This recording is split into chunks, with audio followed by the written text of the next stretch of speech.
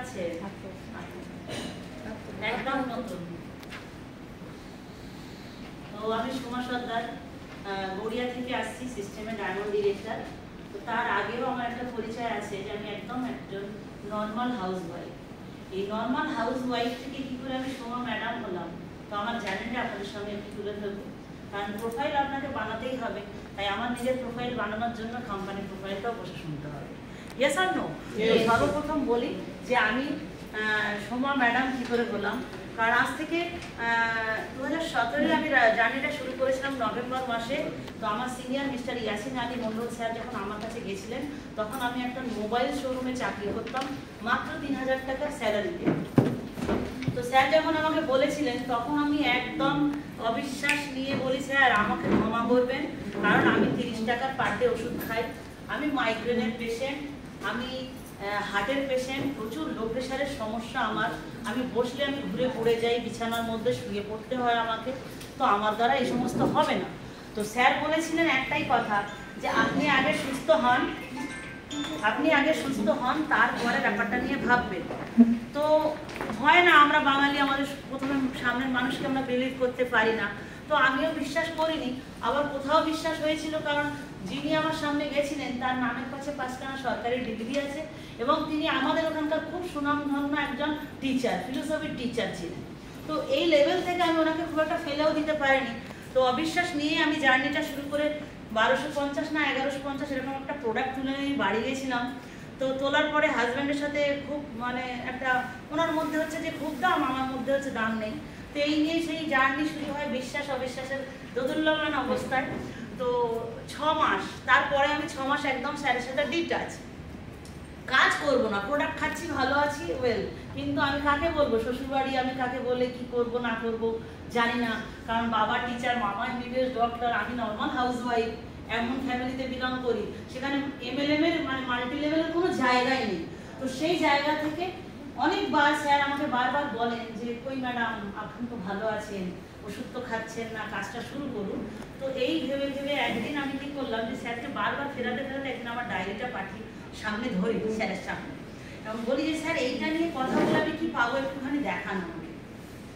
তো স্যার আমাকে সেই দিনে বিজনেস প্ল্যান দেখিয়েছিলেন, এবং প্ল্যান দেখানোর সময় এই সিস্টেমে আপনারা শেষ 3টে পার্ট পর্যন্ত থাকুন, দেখবেন যে আমাদের 9খানা বেনিফিট কোম্পানি দেয়, তার মধ্যে 3খানা ফান্ড দেয়। কটা ফান্ড? 3টে ফান্ড। তো প্রথম দেয় না ট্রাভেল করার জন্য বিদেশে যাওয়ার ফান্ড, তারপরে গাড়ির ফান্ড, তারপরে বাড়ির ফান্ড। তো আমি বিদেশ আর বাড়িতে আটকাইনি, আমি গাড়ির দরজায় আটকে গেছিলাম। তো সেই জার্নি শুরু করি যে স্যার আমার গাড়ি লাগবে, কি করলে আমার দরজায় গাড়ি আসবে সেটাকে আগে বলুন।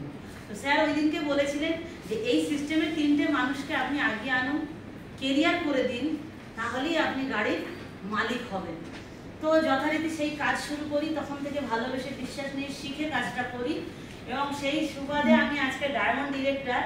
আর সেই জার্নি শুরু করতে করতে যখন আমি নিজেকে ভাবলাম যে এইবারে আমি এবারে গাড়ি একটা নিজেকে গিফট করবো, তো বাড়িতে যখনই বলছি যে আমি একটা গাড়ি নেবো, হাজব্যান্ড মেয়েকে বলছে তোর মায়ের খালি বড় বড় ডায়লগ। তো সেই জায়গা থেকে আমি 26 এপ্রিল 2023 আমি গ্র্যান্ড i20 সানরুফ মডেলের আজকের গাড়ি আমি একটা নিজেকে, এই সিস্টেমটা যত আমার সামনে পরিষ্কার হয়েছে, তত এখন নিজের গাড়ি নিয়ে অতটা আনন্দ হয় না। কারণ এই সিস্টেমে আমি কতজনকে গাড়ি চড়াবো এই লোভে এখন বেশি করে কাজ করছি। কারণ আমার হাত ধরে অলরেডি একজন পেছনে বসে থাকা ব্যক্তি, যিনি আমার দাদা, ও বলেছিল ঠ্যাং ভেঙে দেবো, বিজনেসের কথা বললে প্রোডাক্ট খাচ্ছি, ভালো আছি, বিজনেস করবো না। সেই দাদাও গত সেপ্টেম্বরে 6 সেপ্টেম্বর ও গাড়ি নেয় এবং 2বার ফরেন যায়, এবং আমার টিম থেকে 2জন ব্যক্তি অলরেডি গাড়ি করার জায়গা। তো আমরা মোটামুটি একটা জিনিস অনুমান করতে পারছি যে একটা প্রোডাক্টের কত দম, যে আমি সুস্থ হয়ে আমার মেডিসিন খাওয়া অফ হলো। আর আজকের ডেটে আমি শুধু গাড়ির মধ্যে সীমাবদ্ধ নয়, যে ফরেনের প্রতি আগ্রহ ছিল না, সেই ফরেন ট্যুরও আমি আগামী ফেব্রুয়ারি মাসে যে 7 স্টার ক্রুজে যে জার্নিটা হবে, আমি তার সমস্ত কাজকর্ম কমপ্লিট করে বসে আছি। আশা করি আমি যদি সুস্থ সবল থাকি, কোনো টেকনিক্যাল ইস্যু না হলে আমি তাহলে কোথা থেকে কোথায় যাচ্ছেন?